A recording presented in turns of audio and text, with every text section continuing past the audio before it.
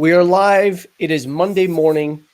So, earlier in your parts of the woods, Mike. Sorry, 8 o'clock in the morning for you. 11. Well, a little after 11 for us because we're running a couple of minutes late.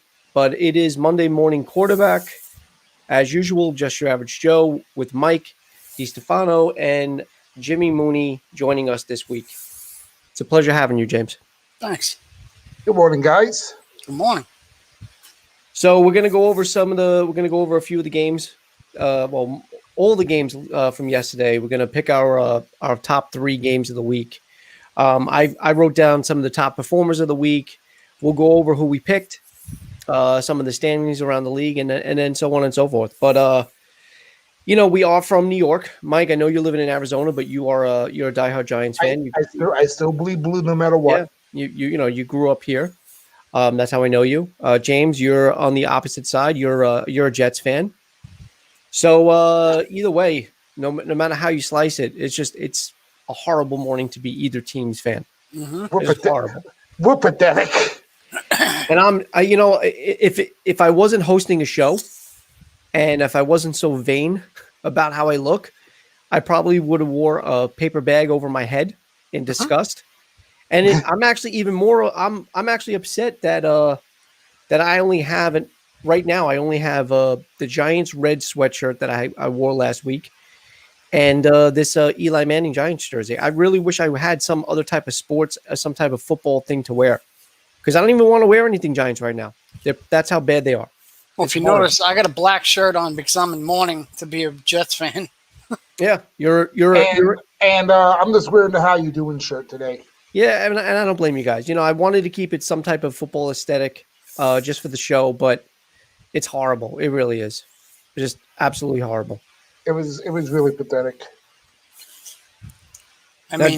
James, you watched. Yeah, so James, you watched. I didn't put that on at all. You watched the Jets Colts game. I watched pretty much the first 2 quarters, and I ended up shutting it off after that. Right. So, well, what did you think of that? It was disgusting. I mean, Donald throws 2 pick sixes. The first one in the beginning of the game. As soon as the game starts, the third play of the fucking game, he throws a pick six. It was ridiculous. Totally ridiculous. I said, "Oh God, I can't." It's a disgrace. They need another quarterback. I want to know who the hell is the backup quarterback. Whoever had the Colts defense on fantasy football definitely scored 2 points yesterday. Well, the Colts are the number. We're on. The Colts are the number 1 defense in the league right now, right? Well, no. If you go by fantasy, because I just wanted to look it up just for the hell of it, because I have top 3 performances in the other 3 categories: passing, rushing, and receiving. So I just wanted to see, just for shits and giggles, who was ranked 1, 2, and 3 defense for week 3. And for some reason, the Steelers were ranked number 1. They got the most points fantasy. They got I think 1 or 2 interceptions, but they also allowed like 20 points, 21 points. What was it? They allowed 21 points. So I can't imagine why they would be on top of the Colts when the Colts only allowed 6. What was it? 6 or 7 they allowed. What did the Jets score? 7. They allowed 7 points, So I don't know how they do that points wise with fantasy. But and then number 3 was the Bucs. And the Buccaneers did pretty well. They held. Let me see. Who did they end up winning by? Hey James, to answer your question, what? Your backup quarterback is Joe Flacco. Oh shit! That's right. I forgot about it. Yeah, that's right. Why the hell would they not put him in? So why the hell are you not putting Flacco in for this kid? Yeah, that does not make sense. Well, I honestly think, and I said it from the beginning, Adam Gase or Gas, however you want to say his fucking name, he should have been fired a long time ago. Yeah. No, but honestly, I forgot about that. Now that obviously you mentioned so did it, I remember that. Totally forgot about that. I think if Darnold doesn't do well, I mean, 2 things you got to remember now. You have a very shortened week now because the Jets are playing Thursday Night Football, so it's not a full week's worth of rest. They're coming off a horrible loss. Well, they could have started them against Denver. Well, I mean, would you rather do that? Would you rather start a Darnold who looked like shit on 4 days rest, or put in a fresh veteran who actually won a fucking Super Bowl? Right. Yeah. And that's what I was trying to. That's what I was getting at. I think, damn, this light from outside is so bright right now. That's what I was that's what I was alluding to. I mean, you got to think, even if it wasn't a shortened week, you would have to have that discussion somewhere along the line where you're like, okay, I mean, look, and we're going to get into it later, but look what Chicago did. Look what Chicago did in the middle of a game, and they ended up winning, but they still did it. That was a great move. I don't know was Trisky injured or the coach just said no. I don't. As far as I can tell, there was no injury. They just said, you know what, he's just being too inconsistent. He had thrown another pick in the third quarter, and they're like, all right, that's it. We've seen enough of him. So I can see the Jets going that route. Mike, just out of coincidence, not out of coincidence, out of curiosity, who's the backup to Danny Dimes? Give me a minute. I'll get that for you. Eli Manning? Archie Manning.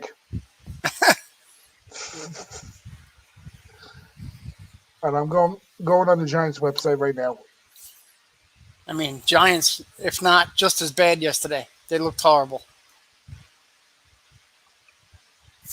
Yeah, they played a practice squad. Right. They literally lost to a bunch of second stringers. They lost to the 49ers, I believe, without 10 of their starters. And they're almost all on defense. And the quarterback didn't look bad. What's his name? Nick something? Nick Mullins. Nick Mullins, right. Yeah. He hasn't thrown a pass in 3 years. Who? Mullen. No, I know. Played in 3 years. Who's the Giants backup? He looked decent yesterday. He looked pretty good. He's one of the top performers. Unless I missed something. According to here, we don't have a backup quarterback. What?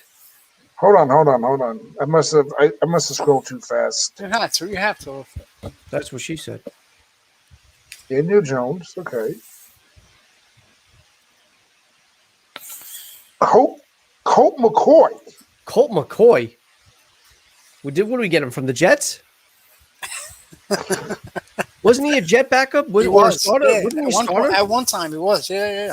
Oh man. I guess it's better than what's his face? The Teenage Ninja Turtle guy. Oh come on, Geno Smith.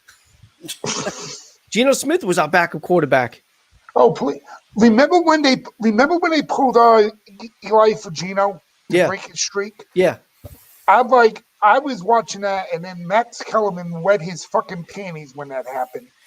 Well, because he's a big Giants fan, and any Giants fan felt the slap because in the face he's one of that. those SJWs, and he was so happy that the Giants was finally putting a black starting quarterback. I'm like, oh, I didn't know he went that route. He actually said that. Yeah. They pulled one of the best. Well, not only the best, not the best. I shouldn't say the best. Well, like he wasn't happy to see them pull him, but he was happy for the fact that the Giants put in an African American quarterback. Well, because they're not known to have an African American starter. Exactly, and because because Max Kellerman is like a total left. Yeah, but I mean, come on, let's be honest. Geno Smith isn't a Kyler Murray. He's not a Lamar Jackson. I mean, I would have been happy then. He's not, and he's still not. I mean, even when he had one good year at Ohio State, one good year, right? That doesn't make you a great quarterback. I mean, even this kid Burrow yesterday in Cincinnati. I mean, all right, great, you won the national championship, but you look like shit. Well, and it's not only that, dude. I mean, the kid kept getting sacked. Look, your nationality, your color, your race, whatever, your religion, it doesn't equate to your talent. So celebrate the talent. Celebrate what I'm saying is though, celebrate the talent. Right, celebrate the talent, but don't go on air and become a political analyst. Right. Because you got wet in your panties because it's social justice for you because you're one of those idiots. Okay. All right. Enough said. Enough being said. That's it. That's it. Well, meaning that's it for the Giants and the Jets because they're not going to get that much coverage. The one thing I will say. Don't worry, I'm going to get comments. I'm a racist no, I don't think we or whatever else. I don't see. You didn't say anything like that. I don't know. Definitely not. But. Wow. As far as what James had said, I just want to comment really quick on that. The Giants and Jets both look horrible. They do. Oh, they look rancid. But the Jets, I don't believe, have a bad offensive line. I'm not a Jets fan. I don't know, James. I don't know if you know because you are a Jets fan. I don't know if you know anything about your team. But do you know if they have a good offensive line? Or because when it comes down to it, what I'm trying to say is with the Giants, especially when they had a healthy Saquon Barkley before he got hurt, Yeah. they have the talent. It's just that their offensive line is not protecting their quarterback. I mean, he makes his dumb mistakes. He doesn't protect the ball either. But look, they put in Devonta Freeman yesterday, and what happened there? 5 touches, he went nowhere. Yeah. The same amount of attempts, Daniel Jones had 50 yards. It's because, and again, it has nothing to do with, it doesn't mean Freeman's a bad running back. He's not by any means. It's just that he's a good player. Their offensive line doesn't do anything to help their quarterback or their whatever. Darnold is doing this all himself. Yeah. I mean, Darnold is making the errors. And I think in that regard, they definitely need to start looking into, okay, maybe we should start Flacco. Give Flacco a start. Why not? That's what I'm saying. I don't know why they didn't start him yesterday. So going around the league, really quick, what do you think? What game surprised you the most as far as the outcome went? Because remember, we did our picks, right? And we so if we go over our picks, because we had the stupid ties, not including tonight's game, obviously, I went 9-4-1 with my picks. James, you went 8-5-1 with your picks, and Mike, you went 7-5-1 with your picks. So each of us lost 4 or 5 picks. So which one of those would you say was the most surprising? Like, what would you surprise that that team that you picked to win lost?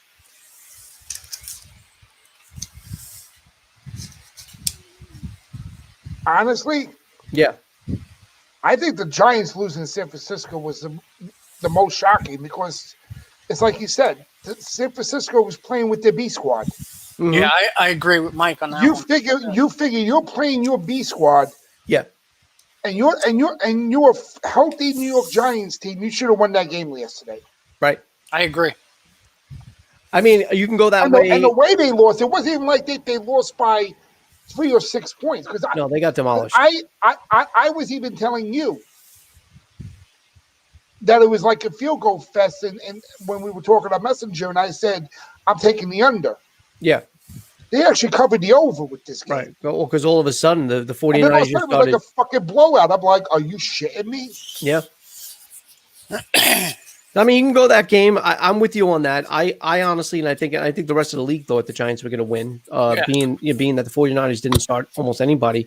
You can go Cardinals and Lions. I was surprised by that. Even though it was a close game, the Lions, I just felt because of what they've done the previous 11 games, they had 11-game losing streak. Well, Kyler Murray threw 3 interceptions. And when you throw it, and I don't care who you are, and that's the running theme with most of the quarterbacks and most of the losses is you turn the ball over, I don't care who you are, most likely going to lose. And then the other one you can also you can say that I was surprised at was the Bengals and Eagles. Now I know that neither team lost; it went to a tie. Yeah, but I thought the Eagles would be able to handle the Bengals, at least. You would think they should have, but Carson Wentz didn't look sharp again, and so I don't know what the Eagles are going to do there. They might do what you said. The Eagles are the one that have Hurst, right?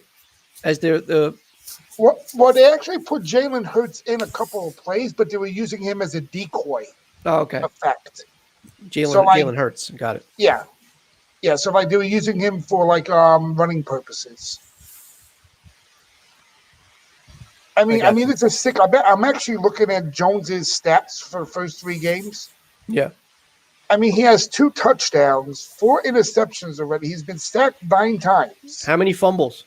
Because he had a fumble yesterday. 2 fumbles. It's.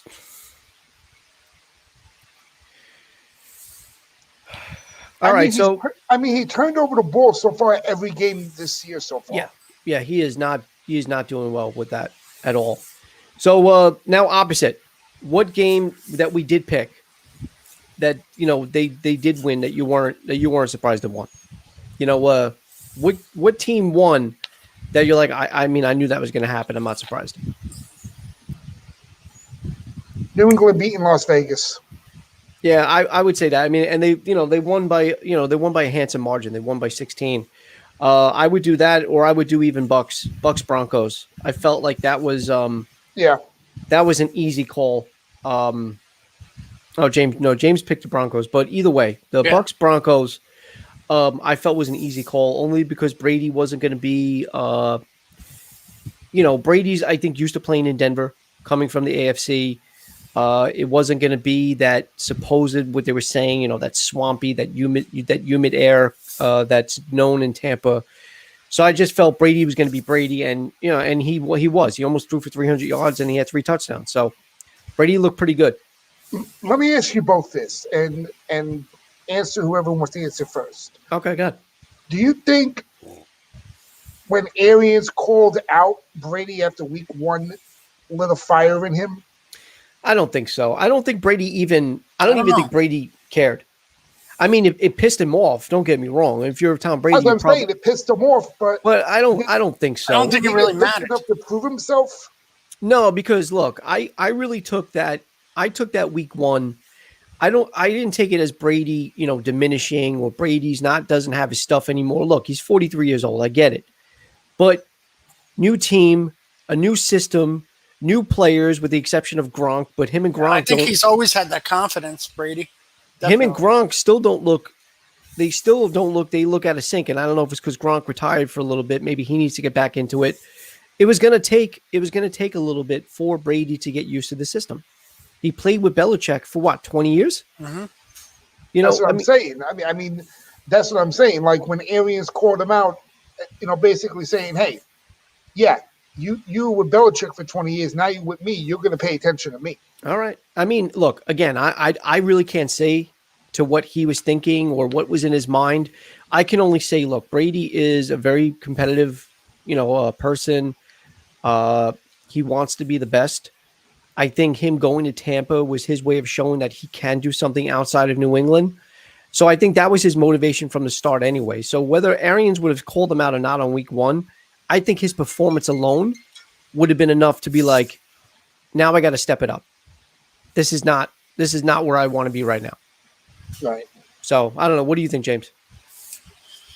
No, I said, like I said, he's always had that confidence. I don't think it really mattered. He was gonna play his game no matter what. Right. But that was and like I said, he threw for 3 touchdowns.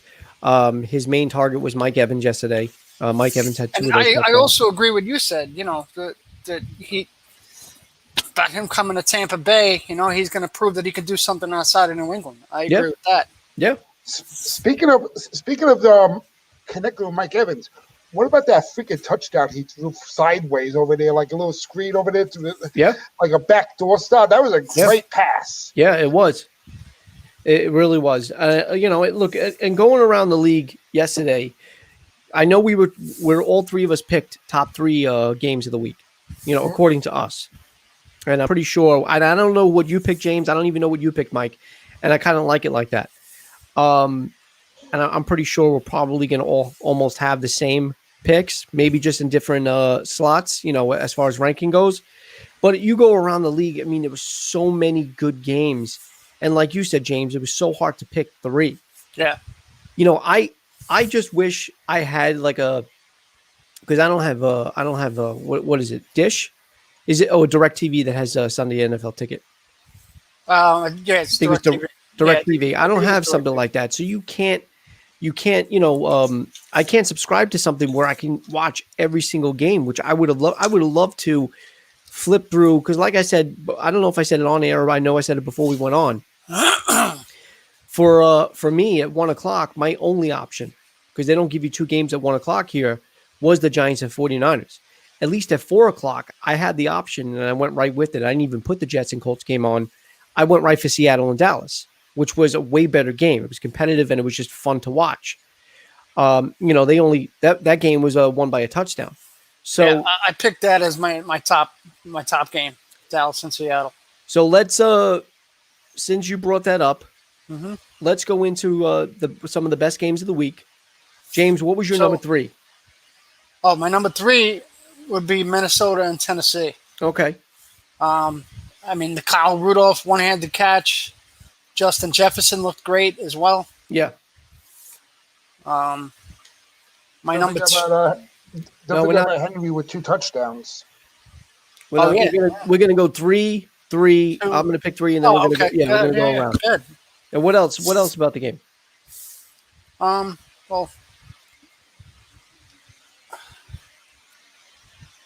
I mean, that's pretty much what I got for that game. Yeah, but like Mike said, don't forget about Derrick Henry. He had That's 2 true. touchdowns. Derrick Henry had 2 touchdowns, almost 120 yards. And that game, you can't get any closer than that game. I still say Ryan Tannehill really. I mean, leaving Miami to go there, Right. it was like a rebirth for him over there. Right? I mean, we talked about that last week too. Right. Well, the funny thing is, though, I mean, Tannehill was, and I didn't even put him because if you went number 5, if you did top 5 passes, Tannehill was tied for 311 yards, but he had no touchdowns. He had 1 interception. Tannehill actually didn't look that sharp. But he got him down. But he got him down the field. They got him down the field. No, I know he moved the ball, obviously, especially with what was it? Who's his receiver? Is Justin Jefferson on the Titans or the Vikings? No, the Vikings. The Vikings. Who's Tannehill's main guy in Tennessee as far as receiving? I'm not sure. Hold on. Because I'm looking at the top 3 receivers; they're not even on there. No, none of them are on the Titans. For Tennessee? Yeah, because I know Derrick Henry had almost 120 yards and 2 touchdowns. All right, hold on, I'm getting to the.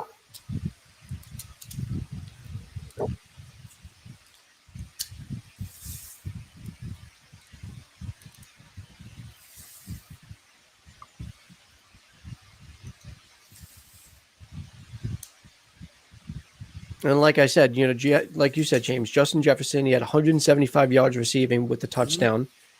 So he got almost, I would assume, the bulk of the yards from Minnesota. He had a nice day yesterday. Yeah. Trying to see if I can find the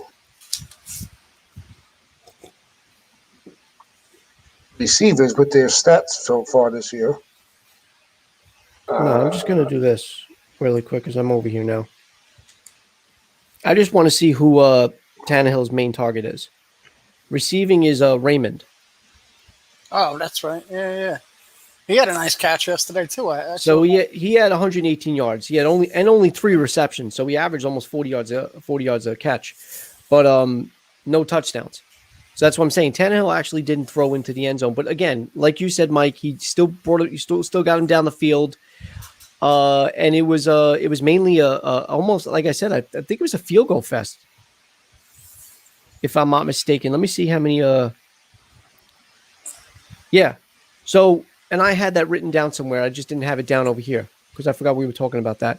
Gostkowski actually 6 field goals. Gostkowski had 6 field goals. Yeah, including the game winner for 55. So Gostkowski was the one that actually won the game for Tennessee. But like you said, Tannehill still got him to where he was, but he didn't look sharp. Tannehill didn't look that good at all. No, I'm saying by if you look at it as. But he had definitely, again, the Titans are 3-0. He does have somewhat of a rebirth because the games before that he did pretty well, I would say. But yeah, the real story of the game though for that I forgot, and I have it written down. My notes are all jumbled, so I forgot where I put that. But yeah, Gostkowski. 6 field goals. 6 field goals, including the game winner with what is it? Well, I think the last one was what, 55? With the minute, yeah, 55 yard with a minute and 48 left, but 6 total field goals in the game. So that's 18 points, right there. Yeah. All right, Mike, what was your number 3? Seattle and Dallas. Okay, what do you got for that game? It was a good game. But Russell. It's like James said the other day when we were talking about this on Friday. hustle with Russell. I mean, he's just money every time he goes on the field. Yeah. And was it me or was there a lot of safeties yesterday in the games? There were a few safeties around the league. Because Zeke got stopped in the end zone for a safety. Yeah. I know a couple of quarterbacks got sacked in the end zone for safeties. Yeah, there were a few safeties in that game. There's a lot of safeties yesterday. Yeah. But no, I mean Russell Wilson is just unbelievable. I mean, he's untouchable. My God. But yeah, I mean that was my number 3 though. That was a good game to watch. All right. Well, my number 3 is the Packers and Saints. I'm going with that one, number 3. Both of those teams, both of those quarterbacks, we knew it was going to be a shootout with Brees and Rodgers. Mm-hmm. And it was just all about, when you got a game like that, it's almost always about who's going to make the first mistake. And unfortunately, I think the turning point in that game is when they had is it Sean Hill? Who's the guy that they put in? I know his last name is Hill. Hey, Star Speed. Anyway, I have it written down as Hill. Hill fumbled the ball in the fourth quarter with just over 12 minutes to go. And what that did was it took the rhythm out of the Saints, because it was, like I said, it was Packers scores. Rodgers takes them down the field. They score. Then the Saints get the ball. Then they score. So it was literally back and forth. But didn't Brees throw an interception too in that? I don't know. I don't know if Brees threw an interception, but I don't think at that point it mattered, because they would, like I said, they were going back and forth. But I think the interception though put him up by 10. That's what really closed it out. Hill fumbled the ball. So when Hill fumbled the ball, the Packers got the ball back, and it just disrupted the whole game. It disrupted the flow. So to me, that was the turning point of the game. And the Packers are now 3-0, and the Saints are now 1-2. Surprisingly, really good team, and they're 1-2. So that's my number 3, and we'll go into more of that. I don't know if anybody, either of you, have this game somewhere in your rankings. Don't tell me, but we'll go into more conversation with that. But yeah, that to me was the turning point. And the other 2 games that I have above that, I just felt were a little bit more meaningful. Okay, what do you got for number 2, James? Like I said, it was hard to pick your three teams, but my number 2 is Buffalo and the Rams. Right. Buffalo. I mean, you got the tight end Lee Smith. He did good yesterday with a touchdown. Yeah. Gabriel Davis. Obviously, Josh Allen was money. The Rams, you had Cooper Kupp, their wide receiver. He looked great yesterday too. Another good game. That's my number 2. All right. I mean, that was a really good game. But you failed to mention that the Rams were down like 28-3. The Rams were literally down 28-3 in the third quarter. And then literally the Buffalo defense fell asleep with that big lead. Unbelievable. And, spoiler alert, I have this somewhere on my list too, but to be down 28-3, the Bills are lucky they won that game. The Bills are literally lucky, and I'll get into that, why I say that. It was a crazy game. But down 28-3. Well, it was the 3rd and 22 that made them get into that comeback. When Josh Allen hit the 3rd and 22 pass. Oh, I don't know. I didn't see that. I'm talking about the another. 3rd and 20. Yeah, it was the 3rd and 22, and then Josh Allen just wheeled it and got the first down. Yeah, but you can't also forget the 4th and 9 play.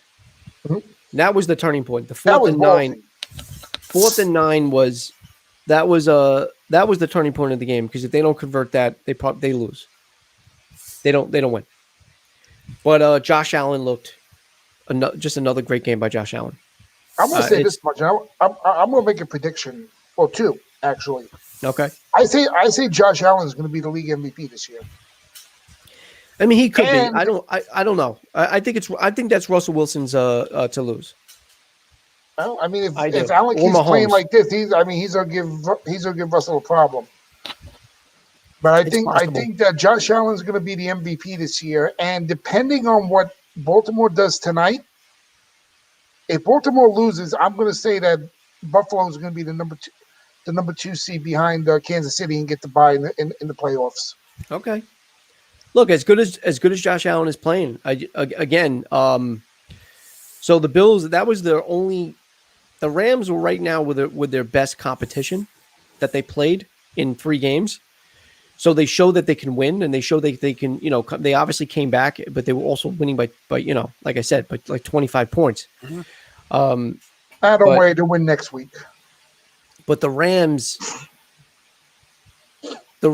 scoring 32 points on Buffalo definitely surprised me. But again, I picked the Rams to win. So I was very surprised that it was a high scoring game like that, especially with Buffalo's defense.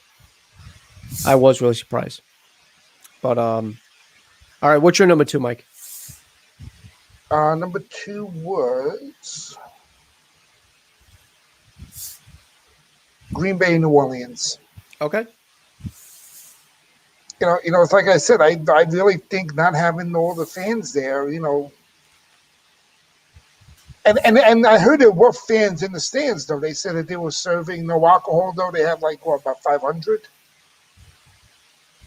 I didn't know. I didn't notice. What I did notice though, because the analysts kept saying it, the commentators kept saying it. I don't know how many total he did, but Aaron Rodgers was able to draw the Saints off sides a couple of times. A lot, yeah. In key moments that would not have happened had the normal crowd been there, because the crowd noise would have been deafening.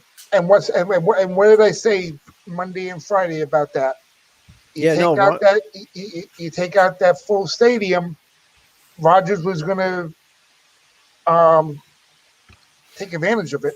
Yeah. But from what I heard on the when I watched the highlights, I couldn't watch the game on TV. I didn't watch the game. But from what I heard on the highlights, Mike Tirico said that they had fans in the stands, but they weren't serving any alcohol. It was a dry game. I think they'll allow more fans now, because they even have the Cardinals game has some fans in the stands as well. Yeah, and the Colts and the Jets too had fans. Yeah. Too. Yeah, well, Indianapolis was on the list of the 6 teams already to be allowed fans, and they had everybody spread out too. Yeah. I think one of the funnier things was, I don't know what game it was, but they had the fans in the stands, but to do the separation, I guess, for social distancing, instead of just like having nobody, like big empty spots, they were putting them with cardboard cutouts. Oh, that's funny. That was, I forgot what game it was though. Oh, I didn't notice that. In the stands, and then you saw cardboard cutouts for the social distancing. I was like, that's actually kind of cool to make it look like there's more people. I know Arizona had people in. I heard Atlanta had only friends and family and office assistants allowed to come to the game yesterday. All right. So there's about 500 people there as well. So I mean, at least they're at least they're opening up now a little bit, putting people in putting people in there finally. So Green Bay and New Orleans was your number 2. Is what it was. I mean, it was my number 2. But it was a good game to watch. And like I said, you take out that crowd noise, and exactly what I said was going to happen. And Aaron Rodgers was able to do something where, like you said, where he was able to do the long count and draw off sides, because that would have never happened with the. No, it takes. And like you said, we did mention this Friday. We mentioned it last Monday. It takes the home field advantage away for stadiums such as New Orleans, such as Seattle, that are known to have. Seattle calls it the 12th man. They're known to have just obscene amount of noise level coming from the crowd, and it's deafening. It's deafening for the opposing team. Yeah. So, I agree with you. So my number 2 was exactly what James picked. It was the Buffalo and Los Angeles game. That again, it's a game I wish I could have watched live. I had to watch the highlights. It was just a crazy game. The Rams were down 21-3 at half. As I said, they were down as much as 28-3 early in the third quarter. The Bills caught a huge break, and I say, and again, it did look like pass interference. Don't get me wrong. They probably made the right call, but some of the commentators and some of the analysts said that it was pretty close. So if that pass interference on 4th and 9 does not get called, the Bills go home. The Bills lose. Well, the Bills don't go home. They were home, but you know what I mean. But, again, we were talking about Allen. Allen, 5 total touchdowns. He had 4 passing. He had another rushing touchdown. He looks very good. I think he had 1 interception, though, but even still. Yeah. Yeah, that doesn't take away from what he did. No, and 311 yards. So he looked really good. Those games would have been better to watch than any of the 2 New York games. Any of the two, easily. Well, actually, Buffalo is the only New York team. You're right. Technically, you got us on technicality. He is right. That was a New York. That was a New York game. So that was my number 2. James, we finally came to number 1. What was your number 1 game of the week and why? It was tough, but I'm gonna have to go with Seattle and Dallas. Seattle and Dallas. Yeah. I mean, Number 1 game of the week. He doesn't even know which the games. Seattle and It's early. I'm all over the place, man. It's early in the morning. You get a pass. I mean, Russell Wilson, man. I love watching him play. There's a 3-hour time difference here. Okay, I'm the one that should be half asleep. Yeah, I know. Well, I just, I'm not. All right, James, continue. Go ahead, James. No. I mean, like I said. What do you got?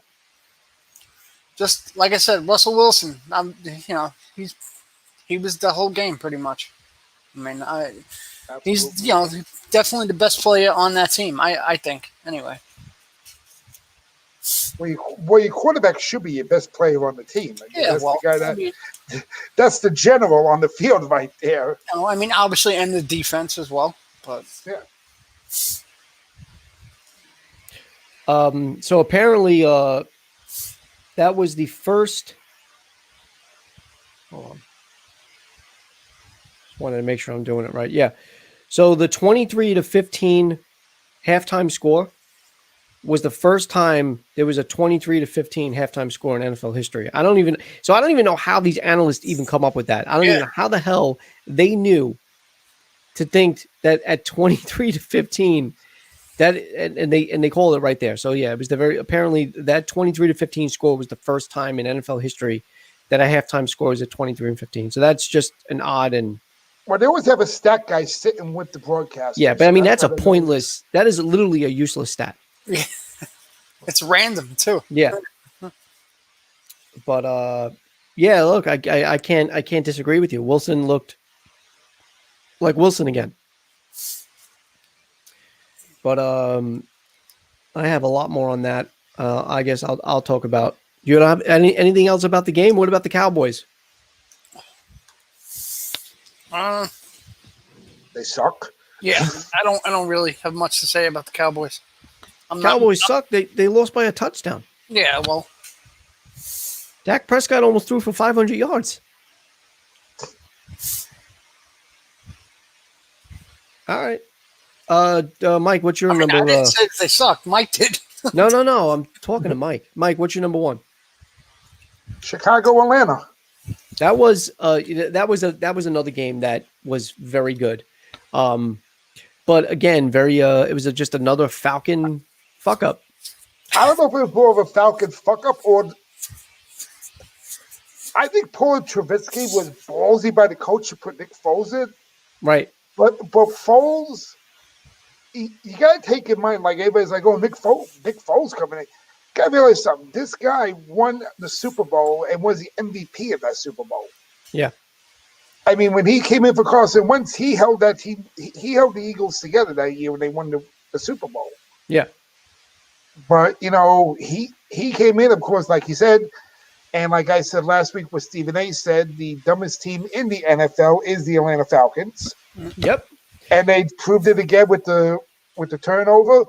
And also then Foles just answered back and won the game for them, which was really terrific. When I saw that happen, I said, I didn't even watch the other games. I said, this got to be my number 1 game this week. I said, because this is something.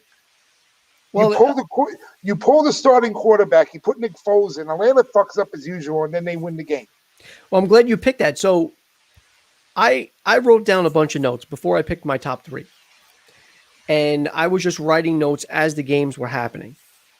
Just to have been caught up, because I didn't want to have to go through all of it last night. I ended up going to bed late anyway, looking at all the highlights and writing down all the notes. But the Atlanta-Chicago game, although not in my top 3, I have the notes for. And I'm glad. So I'm glad you picked it, so because I get a chance to talk about it. But yeah, the Falcons have had a 98% winning probability in the fourth quarter for 2 weeks in a row and lost. They've just been. I mean, what was it? They won. Where was it? Falcons had a 16-point lead with under 6 minutes, a little over 6 minutes to go in the fourth quarter. They had a 16-point lead. And then Nick Foles, but they were outscored in the fourth quarter 20-0, with Nick Foles scoring 3 touchdowns in the fourth quarter alone. And then Nick Foles, I don't know if it was his first drive, he ended up throwing an interception in the third quarter when he was first put in. He did have a bad throw himself, but he did. And again, I guess it was a good call by Chicago, taking out Trubisky and just putting in Nick Foles, and Nick Foles did his thing. He was a late bloomer, but again, fourth quarter, 3 touchdowns, and that's what drove the Chicago Bears to the win. Now, let me ask this: is there a quarterback controversy now in Chicago? There has to be. Why wouldn't there be? I mean, because if you look at the standings, well, but you're right. I thought of that literally as that left my mouth. I just realized the Bears are 3-0. Yeah, I mean, Trubisky won 2 games. Yeah. Especially week 1 with that great comeback, and then you just pull him. I mean, he wasn't injured. It wasn't like he got hurt. Now, I was a little shocked, and that's what I looked up too. I wanted to see if he was hurt or something. I was trying to understand why he was, but it said he was benched. They don't bench somebody who's injured. He was benched. So what did he do that to cause the benching, though? I mean, the interception, just the sloppy play. They just weren't happy with the sloppy play of him in the 3 quarters that he played, because remember, at that point they were down. So they were down by 16 points after 3 quarters. So they said, you know what, we've had enough. Let's see what Nick Foles can do. And Nick Foles, with the exception of the interception, proved them right. But now, what do they do next week? Now, do they start Trubisky and see what happens again? Hold on. Now, hold on. I'm going to call the Bears GM right now. No, I'm just saying. I'm just saying, because this is what we do. I mean, this is what we talk about. I mean, like in our minds. I mean, are we looking at where? Do you think Trubisky is going to start next week and then see what happens? Or does Nick Foles go out there and then see, okay, let's see what happens with him, and then see if he can lead us to another win? I would assume. I say to go with Foles. I would assume you just carry the win over with Foles and see what happens. I don't know, but again, that's just speculation. That's anybody's guess. We don't know what the GM or the coach is going to do. Right. And we won't know. We won't know. We might actually know by Friday's show. Maybe the Jets should take something out of that playbook and throw Joe Flacco. Yeah. You know what I mean, James? Exactly. No arguments here. I don't think there's anything. It couldn't hurt to try another quarterback, especially when your team's now.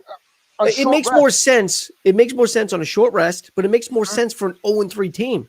Right. For a team that was undefeated and still somewhat in the game. Nobody expected the Falcons to lose that game again, especially with the winning probability of 98% in the fourth quarter. But, I would love to hear what Stephen A's got to say on our first take about this later. But going back to, because I didn't know if either of you were going to mention the Saints and Packers game again, and I forgot to mention this. Kamara. Nobody talked about Kamara. Kamara was like all over the place. I know the Packers won, but James, you talked about Kamara a lot last week, but you didn't even mention Kamara. Kamara. The funny thing is, Kamara rushing only had about 58 yards because he split. I believe Murray, their other running back Murray, they both split with 5 touches each, and I think they both got 58 yards. Kamara led the team with 139 receiving yards. He was their top receiver with 2 touchdowns, with 13 receptions. If anybody's wondering, watching us, what this line on my face is, It's the sun. Dude, I mean, We can tell it's the sun. The sun now is just in my fully ear. I love rising good sun on here your in face right now. the sun is just fully rising here in Arizona, and it's peeking through my blinds right now and hitting me in the face. You peaky blinder. So, like, what's that line on Michael's face? All right, so my number one game is Seattle Dallas. I watched that game in its entirety at 4:00. You know, Russell Wilson just proved to be Russell Wilson again. 5 touchdowns, but not only that, dude. It's not only that he threw 5 touchdowns. He now holds the NFL record for most touchdowns in the first 3 games of the season with 14 touchdown passes, and he beat Mahomes. Mahomes had 13. But, 5 touchdowns, 5 touchdowns scored. What else do I have from that game? One thing that was fucking horrible and almost cost the game for Seattle was Metcalf. Did you see what Metcalf did? Oh, that let me ask you a question. Because he ran in and it looked like he was going to put the ball over the. I don't know if he was. I just said that's the thing. I don't know if he was. And then somebody swiped the ball out of his hand. And they're saying that's a touchback. Yeah, because if you're not in the end zone, if the ball didn't go over, which it didn't at that point, because he wasn't even over the end zone yet, they did. You know what that was almost like? Do you remember the 40 not 49ers the Cowboys Bills game Super Bowl with Don Beebe? Yeah. Is it Don Beebe? What was his name? You mean the guy with the giant giant helmet? Yes, from the Bills. It was Don, right? Yeah. Do you remember what I'm talking about, James? No. So I forgot who it was on Dallas was about to score. And I remember Garcia telling me this years ago, obviously this was back in the 90s, that his father would have won thousands of dollars because it would have covered the points. Was it an interception? Because BB was No. The guy did exactly what Metcalf did, but I don't know if Metcalf was showboating. I think he was doing what you were doing. I think that's what he was doing. I think Dallas, he was showboating. I can't remember the receiver. He was going in like this, celebrating early. Don Beebe came from behind and just tomahawked him. Smacked the ball in the end zone, and the Cowboys. That sounds familiar now that you mentioned that. That was during one of the Super Bowl games between Dallas and Buffalo. So so Metcalf almost blew the game because that would have been that was something that they probably almost could have used because Dallas only lost by a touchdown. But so you have he gets stripped at the 1 for a touchback, and then on the Dallas side, they missed 2 extra points. Missed 1 extra point. 1 extra point was blocked, and then the failed 2-point conversion to tie it that would have tied it at 30 point. That would have tied it at 30. So Dallas had their fair share of mistakes because they were setting themselves up where they could have been only down by a field goal at one point had they scored the points that they were supposed to. But the one thing that you have to take away though from this loss is that Prescott did, again, like I said, he threw 2 interceptions, but he almost threw for 500 yards and 3 touchdown passes. So Prescott looked pretty good, and he almost led his team to another comeback win. Mm-hmm. So Cowboys are 1-2. They're tied for first with Washington at 1-2, but they're clearly the better team in the NFC. And if we would have won, we would have been 1-2. There would have been a 3-way tie for first. Yeah, but they're clearly. And I'm still going by a 6-10 record. Will win that division this year. And I agree, but I still say Dallas. It's Dallas's division to beat. Because to lose, because even like I said, at 1-2, they still scored 31 points. But that's the other thing that I wanted to say really quick too, is that the Seattle defense has allowed almost 1,300 passing yards in 3 games. They're averaging almost 500 yards a game. Wow. 497 yards a game they're averaging. Their defense cannot stop the throw. And them losing Jalen Ramsey yesterday to an injury didn't hurt. Hurt. No pun intended. So that was a big loss during the game. And I think also Fuller is their other guy in the secondary that they lost to injury as well. So they were depleted in the secondary, and Dallas almost took advantage of that. So that's all I wanted to say with that. So yeah, again, a lot of good games around the league. Like you said, Tennessee and Vikings, uh, Packers and Saints. These were all close games. The Bills. What did you guys think of Pittsburgh and Houston yesterday? I really didn't. Again, I didn't I think. didn't get to see too much of that. I didn't think much of it. It was a close game, but I like what the was it? family affair effect on that because you had JJ on Houston, Yeah, you had JJ and TJ on TJ. Pittsburgh.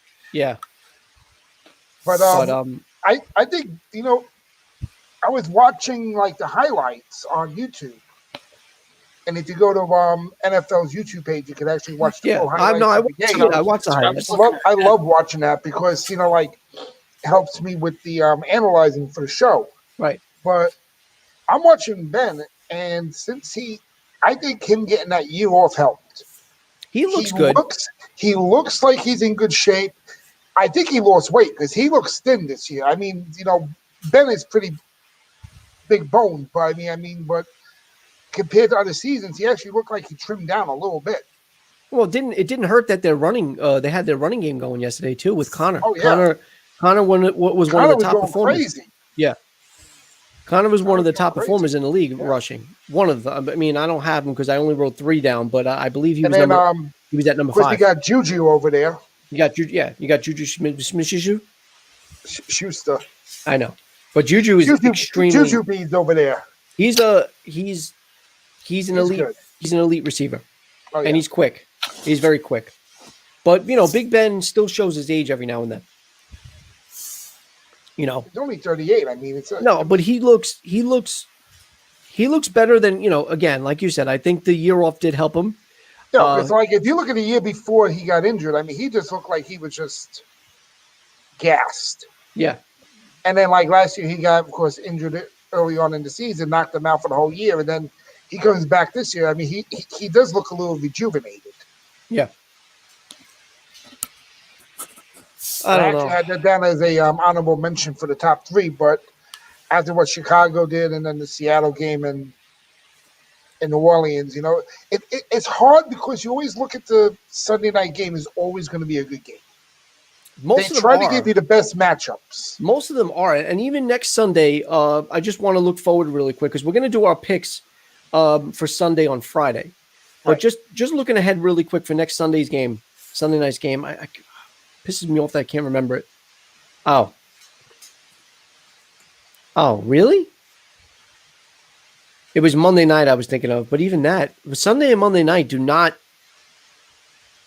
are not appealing whatsoever. So next Sunday, you got the Eagles and 49ers. And then next Monday, you got the Falcons and Packers. Packers.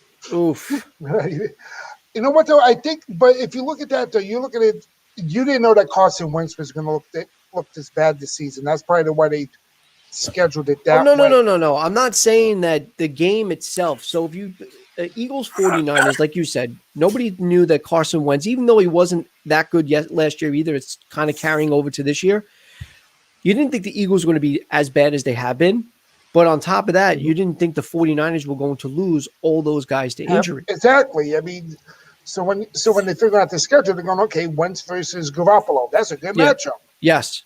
So on paper, when they even before this week, on paper, at the beginning of the year, it looked fine.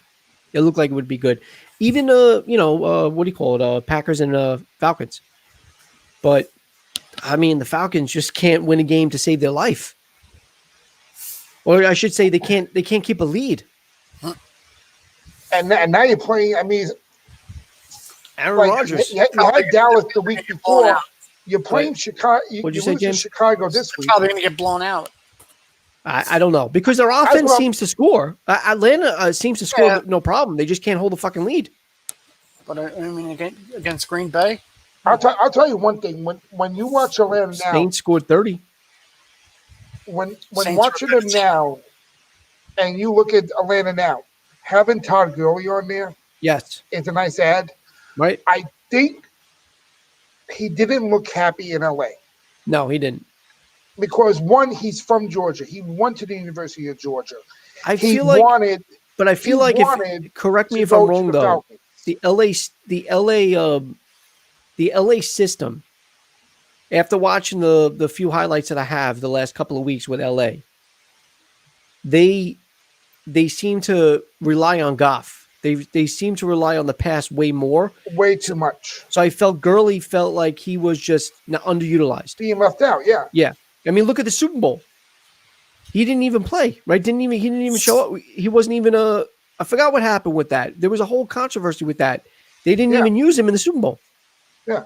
Well, that's why he went back to Atlanta, because he's more at home there anyway. Like I said, he went to school there. He went to the University of Georgia. He's good there. You know what the funny thing is?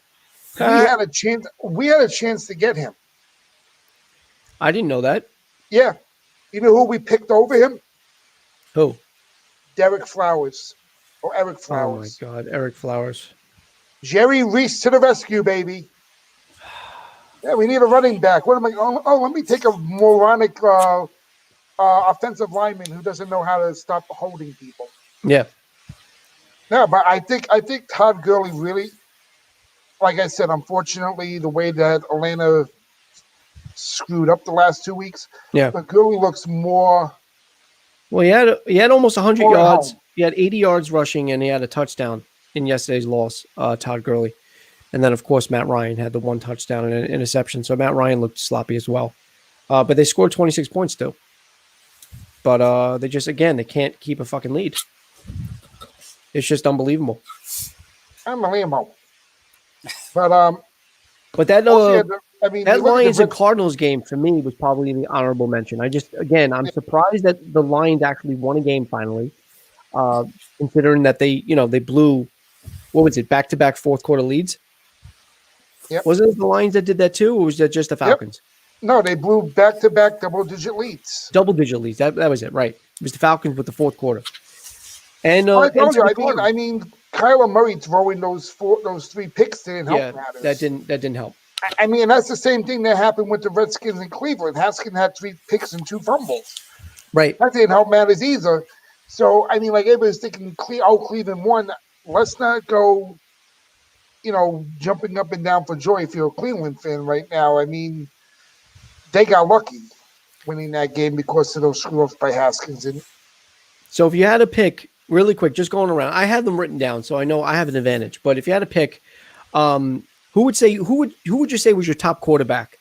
I have what they have written down, but the way they do it, top performers of the week, they do it based on yards. But I honestly don't feel like Dak Prescott's number one because he has, again, almost 500 yards.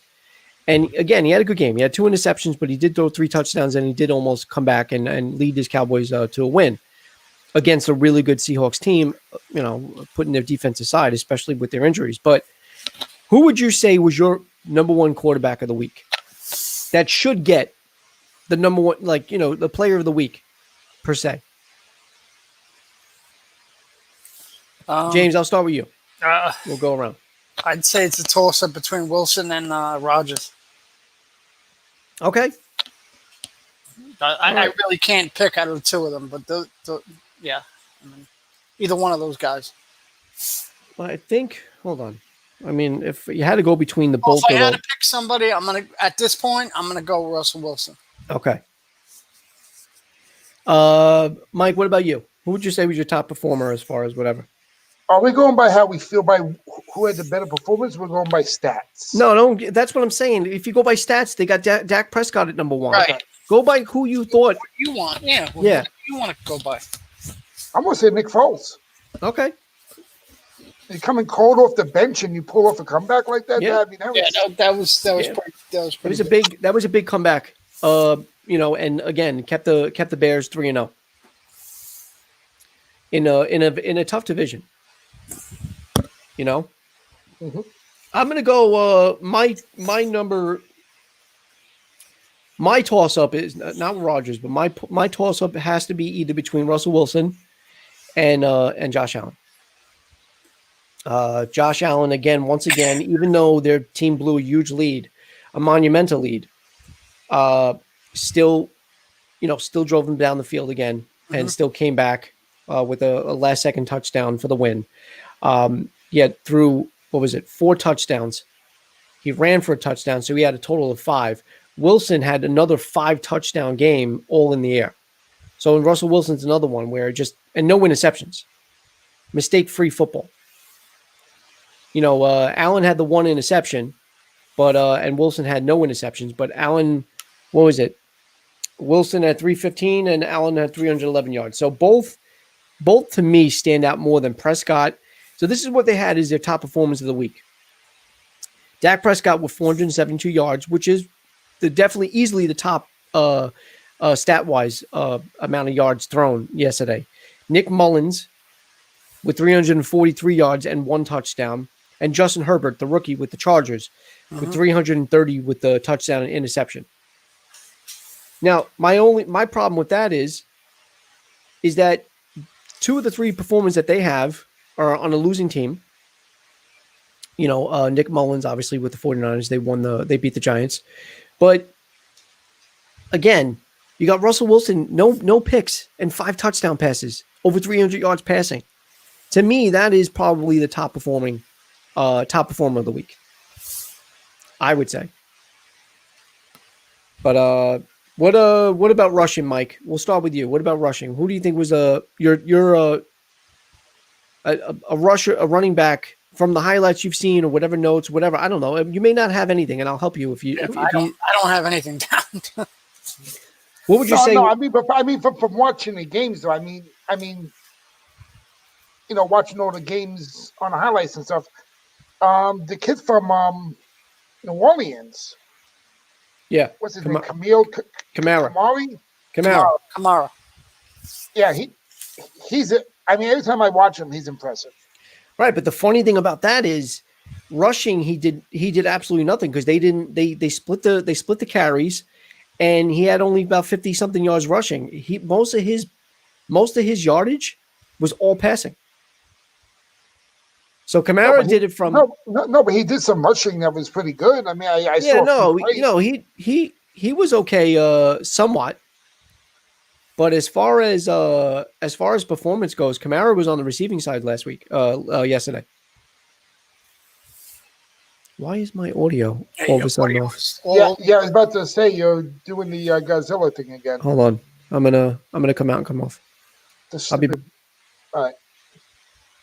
This blind is really killing me here. Now it looks like I'm just drooling over here. I'm drooling sunlight. Dude, you like the great and powerful Oz. That man behind the curtain. How about now? Talk. So it's still off, right? It's still off, yeah. Still off. I don't know why. I know I just got a text and it went on the screen, so I don't know if that did something to it. I have no idea. I don't know why all of a sudden. I don't think that had anything to do with it, really. Yeah, I don't know. Anytime, I don't know what it is. Damn it. Yeah, he's really off. He's like about 3 seconds behind. Yeah. I don't know what happened. It's funny watching it. I know what I'm doing. I'm going to just do it from here. Fuck it.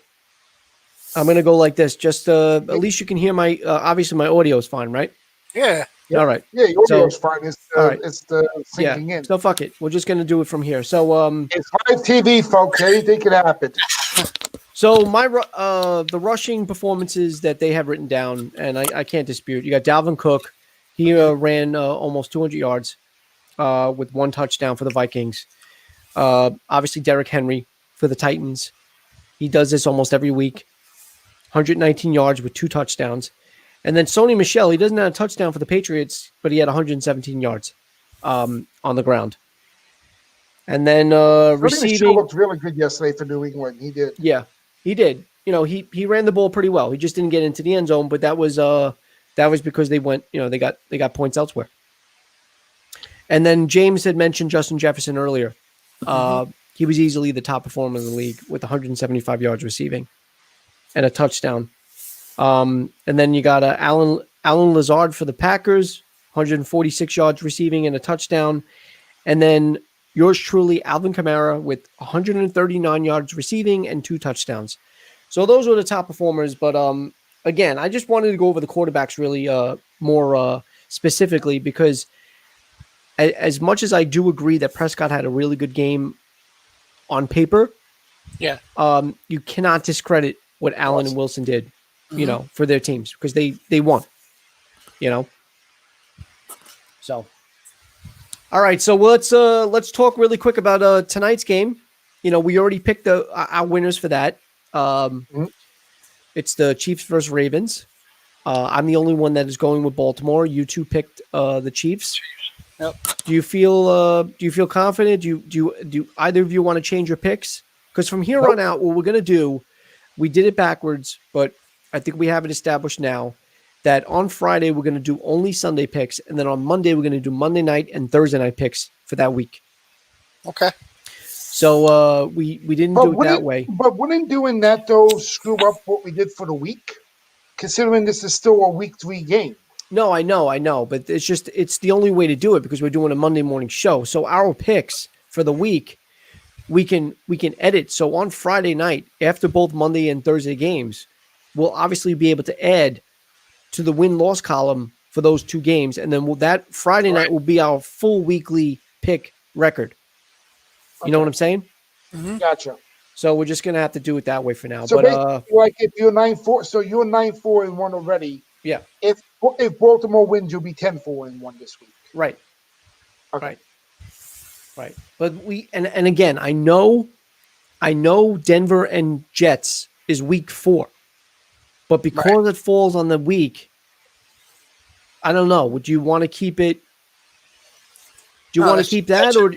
That should be no, because that's next week. Okay, technically that's week 4. The Jets already played their week 3. Gotcha. Okay, all right. So Monday we'll add that tally to the Sunday games. So are we not picking our predictions for that game? Or? Right now, yes, we are. Oh, okay. All right. Yeah, just for that game. So what do you got? What do we got for Thursday night game? You got Denver at Jets. Oh. I wish I knew if they were going to start Flacco or not. Yeah, I'm hoping that that's what I want to know, because if they decide to bench Darnold and put in Flacco, I would go with the Jets. To see, how that will look. But as of right now, I gotta go with Denver, even though that kid on Denver looks like total shit too. Yeah, I'm taking the Jets. They're home, and I'm gonna pray the fact that you're such a diehard. You are such a diehard. I can't go against my team, man. What am I gonna do? I'm gonna go. I already told Joe I'm going against the Giants until something happens, because I'm getting sick of them. I'm just getting sick of them. But I'm just saying, if I knew Flacco would start, I would go with the Jets. But I don't know what's going to happen between now and Thursday. And if we're giving a prediction today, and then they announce Flacco the starter, I would change my pick. But like I said, this is what we're going to be. I wish they'd fire the coach. Wish they fired the GM. Yeah. Well, it's a tough call. It really is. What do you say, Joe? I kind of want to go. Not that I want to go for the Jets, but my gut feeling is Jets, only because of how bad the Broncos are looking too. Yeah, that's the thing. And the other key thing is, like you guys said, both Mike said it, but James, you agreed. Knowing who's going to start helps a little bit more too. Mm-hmm. Because it is a Thursday night game, I think if they were going the route of Flacco, we might already know about it. I don't know. Well, it's only Monday morning. So they probably did. Because I looked at I just looked at the news on the Jets. Yeah. On the NFL website, and they're just doing the injury, and they're just doing the breakdown of what happened and the injury report. Yeah. So we don't know exactly what's going on over there. Probably won't know nothing. If they make the decision, it's got to be done by tomorrow. Yeah, but it's a shortened week. You have to have practices. You have to have a team practice. All right. a guy of Flacco's age and the fact that he's been on the bench, you gotta work him out. You gotta, you know what I mean? You gotta practice with him. So they can either do two things. They can do what Chicago did and start with Darnold and see where it goes, and then end up pulling him. But either That's way, awesome. way, Flacco's not so.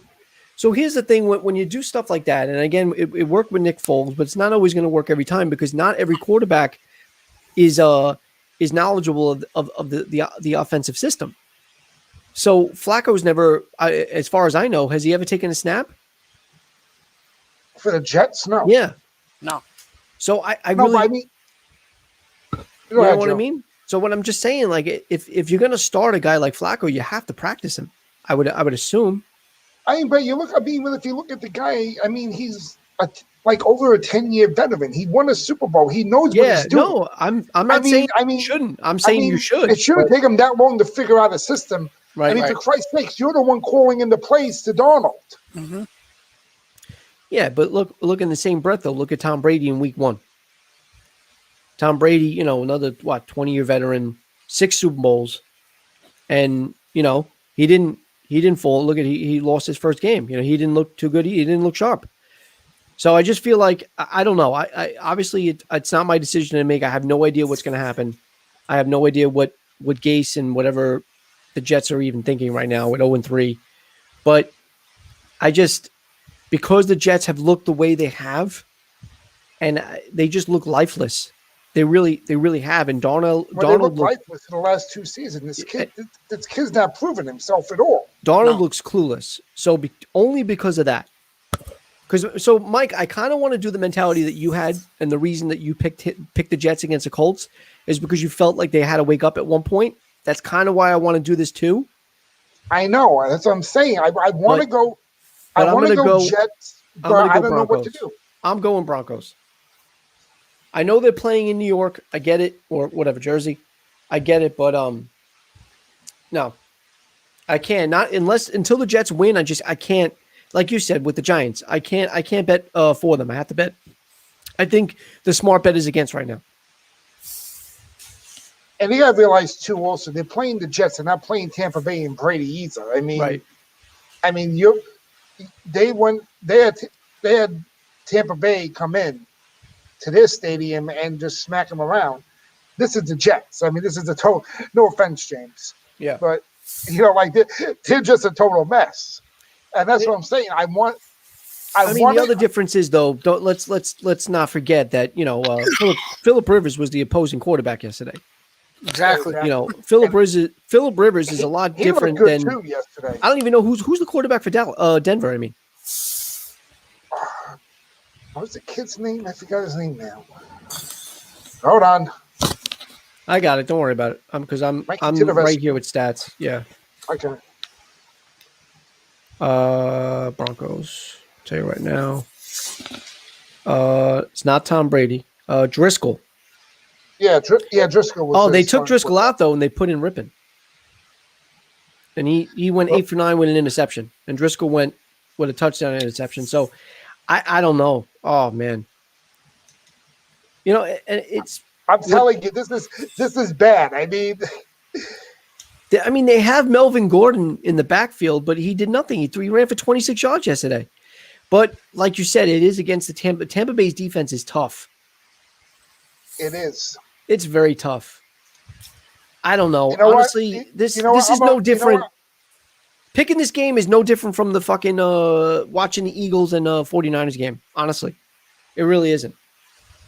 It's like you said, your heart, like my head's saying Denver and my heart's saying Jets, but I need to know what to do with Darnold. I want to know what to do with him. So, unfortunately, until I know that, I gotta go Denver. Right. They should take him in the back and shoot him. That's what they should do. What do you, James? You said Jets, right? Yeah. All right. Well, we'll see. I'm gonna say Friday. Denver. Joe, are we allowed to make any changes with this until, like, if we find out if Flacco's going to start or not? I mean, then we. there is a way to contact you. There's a way. There is no. I'm not saying there's no way of contacting. Here's my thing, though. I honestly, in my mind, It might persuade your change, but I'm going to probably I'm going to stick with Broncos either way. Even if I don't care who's starting right now, the Jets need to prove that they can win a game first, no matter who's at the quarterback. I do like Flacco. I do like Flacco. I'd rather Flacco. Don't get me wrong. If I had to pick, I'd rather Flacco right now, just to switch it up. Just try to gain a fucking pulse for a team. I only wish that the Giants had a better backup quarterback than Colt fucking McCoy. I would say put him in. I mean, who knows? McCoy might be able to. See, but the thing that bothers me, though, is as much as Daniel Jones can get a lot of shit about not protecting the ball, the kid fucking fumbles, he throws interceptions, but so did Eli. The issue with me is the offensive line. The offensive line is just is horrible. The offensive line is doing shit. They don't protect him. I don't know. Like, how many years in a row now this offensive line looks like shit, and they change it up every year, and it still looks like shit. Yeah, but like you said, but the funny thing is, they had what they said was a shittier offensive line last year, right? Meanwhile, even though they couldn't protect the quarterback, they still had a running game. Right. And now this year they got no running game. And they're still getting pressured on the quarterback, but not as much. I don't get it. But yeah, so it's right now it's looking like the toughest division in football right now is what I said it was last week, is the West, NFC West. It is. The Seahawks are 3-0. Now you got Seahawks, you got let me see here. The Cardinals, Rams, and 49ers are all 2-1. Yeah. Yeah. They're pretty close. I mean, the only other division you could look at probably is the AFC North. You got the Steelers at 3-0. The Ravens, if they win tonight, are going to be 3-0. Yeah. Cleveland's 2-1. Yeah. And then the Chiefs, they'll go 3-0, and then the Raiders are 2-1. But that's really about it. Right. Well, except for the AFC East, you got the Bills and the Patriots. Right, but also NFC North, you got Packers and Bears about 3-0. Yep. So that's why that was a very big win for the Bears. And don't forget that highly contested NFC East with 1 and 2s, and an 0-2 and 1 in third. Unbelievable. Easily one. I no matter, and I think I said this before. Easily the worst division in football. Did you see the link I sent you? Yeah. Were you cracking up laughing? Vic D? Yeah. Yeah. He just stood there for a minute. He just stood there with. Yeah, that's it. Because that's how you feel. That's how the team makes you feel. It's frustrating. It really is. The one game that the Giants probably should have won in the first 3 games of the season. It's just and not only to lose, but to lose the way they did, to get demolished by a rookie quarterback who hadn't what would you say, hadn't played a game in three seasons? Hasn't thrown a pass in 3 years. Yeah, made him look like Joe Montana. But it's the truth, though, because and James, remember when Artie used to say this? My dad, whenever the Mets used to play like a shitty team. And the pitcher just all of a sudden pitches a great game. He goes, and Artie used to go, yeah, every fucking game. Because they put these no names in, they look like fucking Cy Young. These guys look like Joe Montana. Yep. The Mets are notorious for that. The Mets are notorious for making no name rookie pitchers look like Cy Young. That's what my father used to say all the time. I don't know. Speaking of Joe Montana, let's. Oh no, we're going to talk about that on Friday, right? Yeah, we'll talk about that on Friday. Never mind. We'll talk about it on Friday. James, I don't know if you know what we're talking about, but I would look it up, James. It's actually a cool story about Joe Montana. It's trending everywhere. Joe Montana is trending. Him and Jennifer Montana all over the place. So who? Again, I know the Raiders and not the Ravens and Chiefs haven't played yet. Who would you say right now, if you had to do your rankings, who's the best team in the league right now? I would say Kansas City. You still say Kansas City? I say Kansas City until what happens tonight. I will go Kansas City, Seattle, Green Bay, Mm-hmm. Baltimore, depending what happens tonight, Right. and Chicago. Really, the Bills aren't in there. Oh wait, no, I'm sorry, the Bills. What am I saying? The Bills. I mean, you picked Not the undefeated Bears, teams. the I get it. No, but the Bears is 3-0 too. But I just feel like the Bears are the 3-0 Bears are a lot different than the 3-0 Bills. Yeah, that's what I'm saying. I meant the Bills. I'm sorry. If I put them in a tie for fifth, it would be Bills, and then right there will be the Chicago. They're like I right on understand. the edge. Yeah, I get it. I don't know. I like you said. I think it. I mean, I left out Pittsburgh, so I mean, Yeah, I think it's more about who wins tonight. Honestly, I really do. That's what it is. Baltimore's got a good defense too. That's another thing you got to worry about. Yeah, and I don't I'm know. sticking with the Chiefs. I'm gonna go with. I'm staying with my pick with the Chiefs. As you can see now, the sun has fully risen over my window. Yeah, I'm wondering. I just want to say, I'm wondering if my is my audio still off? No, you're good now. I think it's better now. Yeah. Yeah. I don't know what happened. Yeah, no, it's not off. No, it's on. No, what I'm saying, it's not that delayed. No, actually, no, you're right. It ain't. I don't know why it got delayed before, but whatever. And like I said, I did ignore an update on my computer, so I don't know if maybe that's it. I'll do that when we're done. But all right. Well, I think it's like last week's show when I froze up for like a half an hour, and I'm like, all you saw was me talking to me going. Well, from now on, if that happens, look, I think the best bet if either one of us freeze, but our audio is fine, just stop cam. That way we can talk with our avatars or icons, whatever those are called. We'll just do that. The golden mic'd up microphone. Yeah, but I like that icon. That's actually a good one. But all right, I think that's pretty much it. We discussed the Giants and Jets and their pathetic losses. We went over the top performances of the week, our games of the week. Like I said, as of now, not including tonight's game, we have our standings in picks as 9-4-1 for me.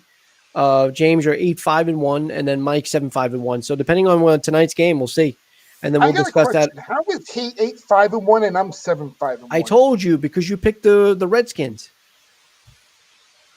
That was one of the only picks that you went against us all. No, because if you add up 8-5-1 is 14, and 7-5-1 is 13. Oh, I understand what you're saying. I'm missing a game. Yeah, that does make sense. Hold on a second. Why is that? Because you two got 14 and I got 13. You missed the game. Yeah, I did. You're right. You're right, Mike. You're right. Let's figure it out. Let's add this up. You ready? Go over the game. Yeah. So you got one loss with the 49ers, right? Because you picked the Giants. Yeah, Giants lost. Okay. You got another loss because you picked Redskins. Right. Okay. Bengals and Eagles, we tied. So that's a push. That was the 0-1. Raiders and Pats, we all picked the Pats. Bears, we all picked the Bears. The Bears. You got a point for the Bills. So that's a win. Right. And I got Pittsburgh was a win. Yeah. Titans, you got a win. Titan was a win. New England was a win. Chicago was a win. Panthers, you got a loss. Jets, Colts, you got a loss. I had Tampa Bay over Denver. Arizona, you got a loss.